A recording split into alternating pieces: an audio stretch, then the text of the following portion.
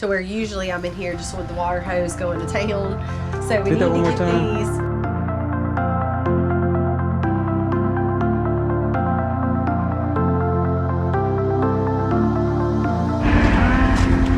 You can see you actually got a little fog and humidity on the camera because it is a warm, moist morning because we are having a storm come in. So we have a little change of plans. We were supposed to be getting ready for a prep of butcher tomorrow, butchering the 40 Cornish cross that we have left for the year, our last real butcher of the year, because the hog is now going to be pushed to January. But now that's been pushed to Sunday, so we will process the next day, which kind of puts me in a bind, makes me a little bit more stressed because we usually go to church and then have to do it for the afternoon, which we're fighting daylight at that point. But I want to give you a little update. We actually have left the steer with the jerseys. Can I speak now, Josie? Can I speak? Or are you gonna keep on bellowing? No, we've left him with the jerseys because he's done really good. We're actually putting the cows in single strand fence today. I think he would be fine back there with them because he's done really good here.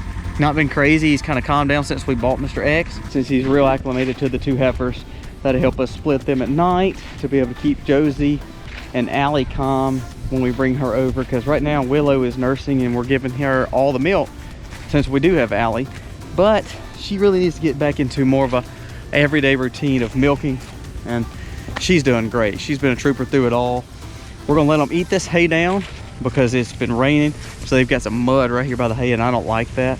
So we need to let them finish this hay, and then what we're going to do is, as I said, we actually have spent more money on ryegrass this year than ever before, and I've had the worst luck. My fields are not good looking at all right now with ryegrass. They use a good ryegrass. I was actually looking forward to winter when we picked up the horses, which are eaters of pastures, and we brought Lily here, the steers here.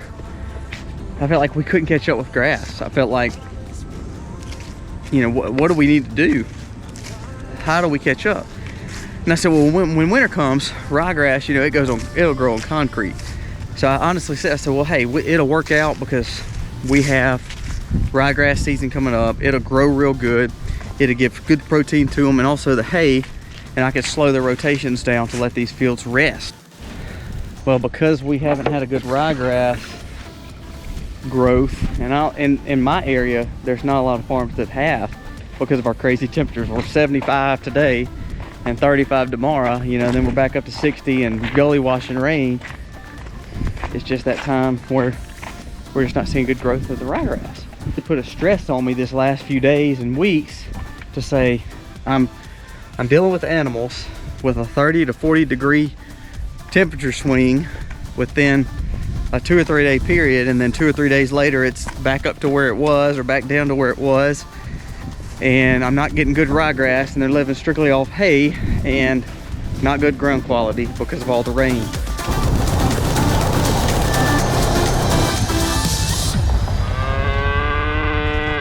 Typically this is the spot that we keep for 3 or 4 rotations. Well, we're going to actually make it one big rotation to let them just sit on here. It's healed a little bit, but you know, it hadn't healed a lot. And remember, since you don't have natural flies and you don't have the hotness, the cow manure takes a little bit longer to break down in the winter. It's a really smaller group of cows, so they're not going to put a lot of imprint on this land and a lot of hurt on this land, because again, they're not monster cows. So we're going to take in this whole thing with single strand fence. All the Herefords are used to single strand fence. The Angus is not, but he's kind of become a best friend with them, so he's not going to go far without them. We got to do single strand because I have a lot of extra hay. The last hay that we got, we put over here just because Aiden was hunting that day. So we've got to kind of go in front of it, and we're going to go in front of the bee houses.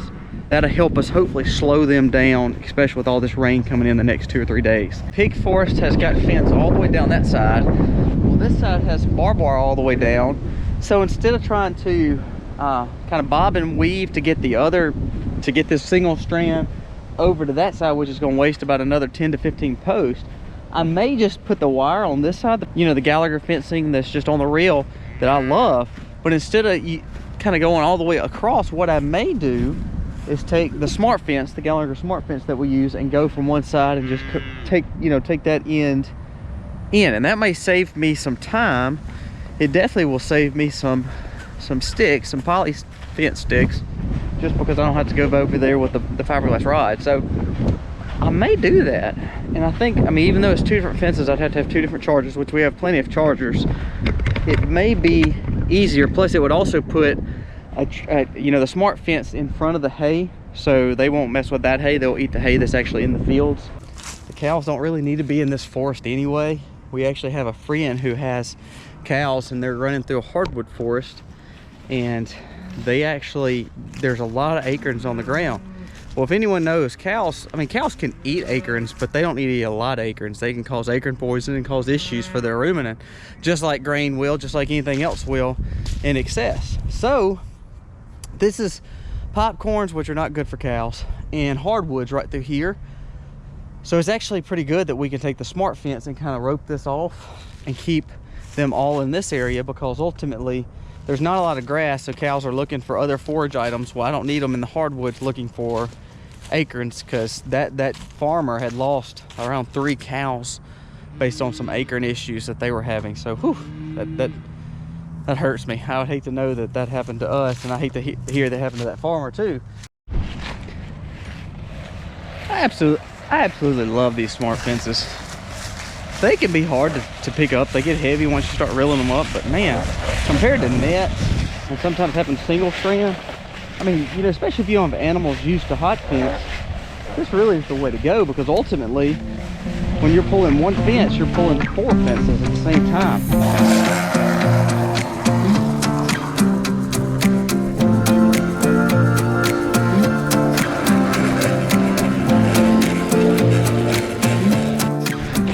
The rain has officially started, and I'm glad I did the smart fence option, because now, based on 5 minutes worth of work, I've got almost this whole fence on this backside done.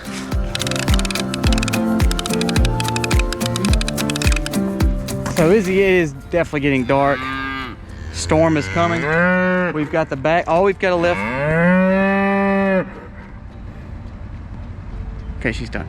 All we have left to do is actually put a charger back there, and then of course we'll take this charger and just move it right over to this string here.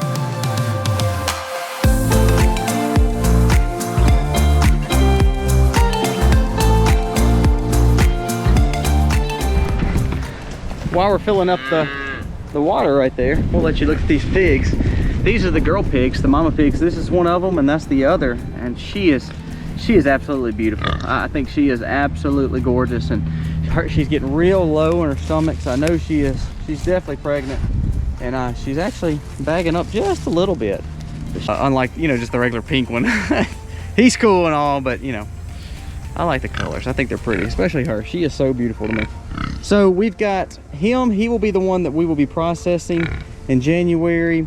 His brother is this one right here. We'll be processing him probably closer to March or April.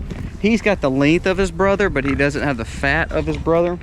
And for us, we want to make sure we get good bacon and you know, some good thick pork chops. So we really want him to get a little bit fatter. I think when we take him out, we're gonna keep the same food ration that we're on right now, and that'll help him kind of grow a little bit more. Plus get our boar on up, and of course the girls will have babies by then. Hope. Just want you to see them. They're looking good. They're enjoying this big old forest right now. We're actually fixing to put our middle fence in.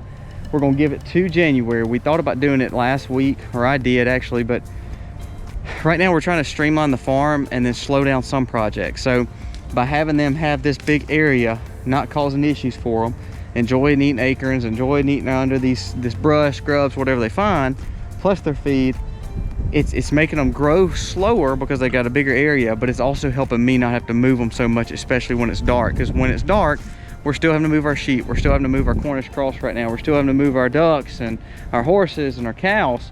So by slowing the beef cows down, just like we talked about, slowing the 2 sets of pigs down until at least January, after we slaughter him, I think we'll be good to start it back up and kind of get back in a good momentum as we go across the farm again. If you remember months ago, when we started using our smoker, we were worried about the direct heat, and just kind of, we tried this old little pan out, and it is just burned out. It was just a cheap little circle pan, nothing spectacular about it.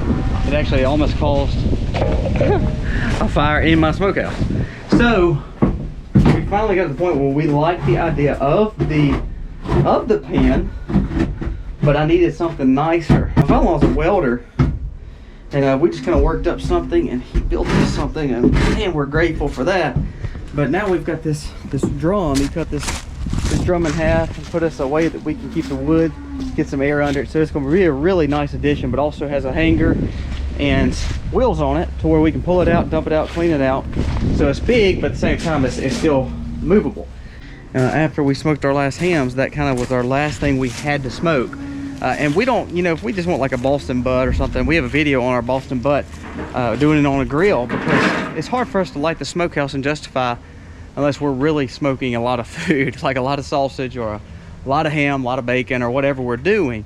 We're going to be going back into curing and smoking out our bacons and hams in January. So I'm glad to have this. If you are interested in the way we did our smoker, comment below. We'll try to do another video on it. We've showed this before. We have the indirect heat version that's pushing in the smoke with its own thermometer above it. Then we have the direct heat that will allow us to not have to use butane. So many people use butane and they have the smoke going, but it doesn't get hot enough in the hot box. So then they'll put a butane flame in there to get the hotness up. I never wanted that. So this option gave us a hot fire inside in a firebox, and then also an indirect smoking element to it, and it's been phenomenal. So if you're interested in more about our smoker, let us know. Our smokehouse has been a great asset on our farm for sure.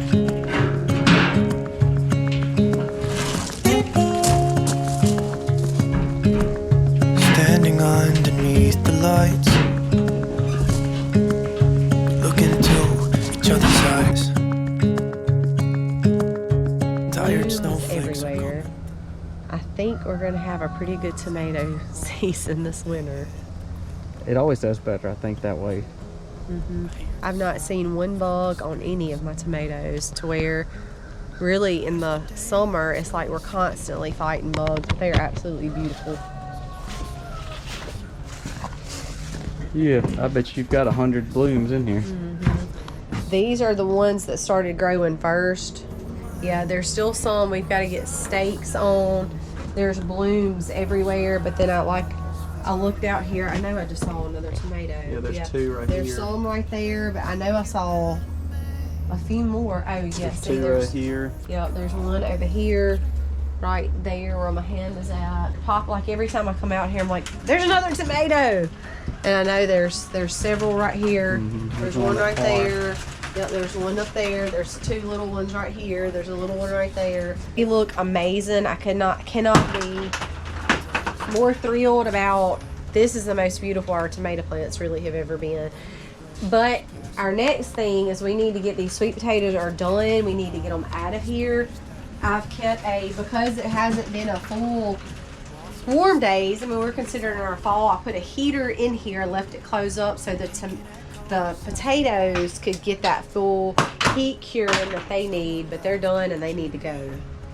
We will keep them dirty, but we're going to just transport them inside and out of the greenhouse. That way they're in a controlled environment all the time. Right, and when I come in here, I've had to be very careful when I'm watering, to where usually I'm in here just with the water hose going to town. So we need to get these. Well, I usually do. Well, we need to get these out so that I can water. I guess crazy, like I used to. I can come in here and I'm crazy with the water hose. But anyway, we just need to get some big pans and put them in and take them upstairs.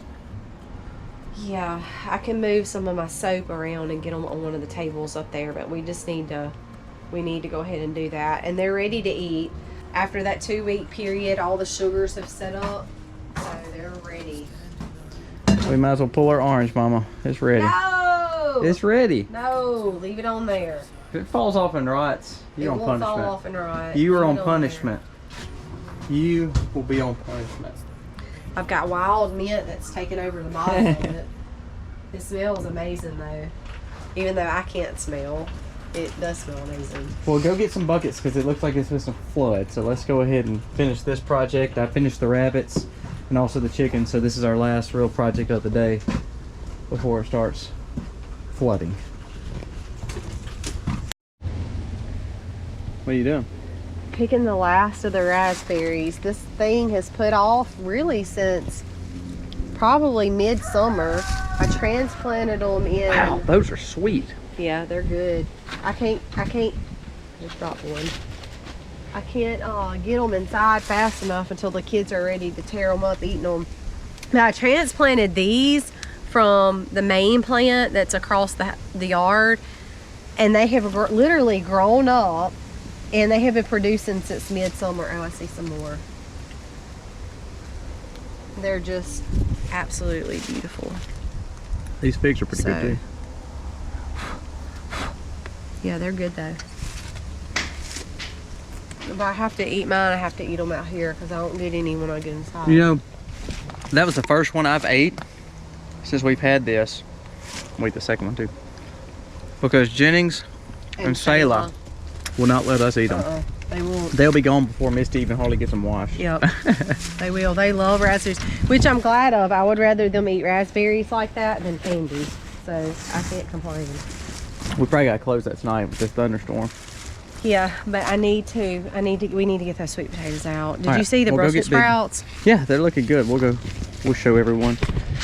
The chart is rocking. I have volunteer lettuce randomly coming up everywhere. This is all volunteer lettuce. All that's volunteer. I have one in the bucket over there. I have no idea how it got there in the moringa. I have a volunteer lettuce over here, which we've already ate off of this several times. That was a volunteer lettuce.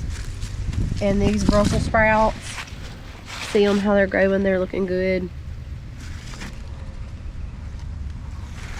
And we probably need, I dumped some manure in here not long ago, but that fresh rain is really gonna help. Some carrots right here, some carrots right here. These look, I mean, these are actually ready. If you look at that bottom, you look at these bottoms, you want your bottom to be, you know, like a true carrot. So why are we letting these go? Well, these actually have been planted since Early on. like maybe early spring of this year or last winter. But I'm waiting for these to go to seed because all of these that I planted were from seeds from carrots that I kept. And actually every other carrot that I planted that was store-bought, not one of them come up. Sustainable seed, guys. So we bought some and I was just gonna plant some different because some of them were like different colors and blah blah blah. I'm letting this whole group right here go to seed to get those seeds so that we can have carrots again to plant, because if I don't and I depend on buying, I just don't know if that's a wise idea. So I've designated that area to go to seed. The rest of them look pretty good. This section was behind that section. This was the replant. Right. And then that over there was the replant. Right. But they're growing, it's just taking them. They're a few Let's weeks look at the behind. broccoli right quick, and then we gotta get those pans. We got to get those sweet potatoes before it starts raining. No moisture. Oh, yeah, I see one piece sticking up really high up there. That one is did. really starting to come up. Yeah, that one looks good. Absolutely amazing. That does look good. Look at all of them, man. That looks so good. They're all starting to actually put the florets on. Yeah. But look how tall this one is. This one might be ready to cut. Yeah, see how it's coloring? Yeah, it's gonna flower if you don't. So let's go ahead and take that one because it's not big anyway. We need to harvest that. But there's still several more. All those right there are starting to head. Yeah, those are all looking good. They are looking good, and it's still plenty moist in here, so we don't need any water in here right now at all. They look amazing. I mean, they really do. They look amazing. And if one thing we eat, it's broccoli. How much broccoli do I eat? A lot.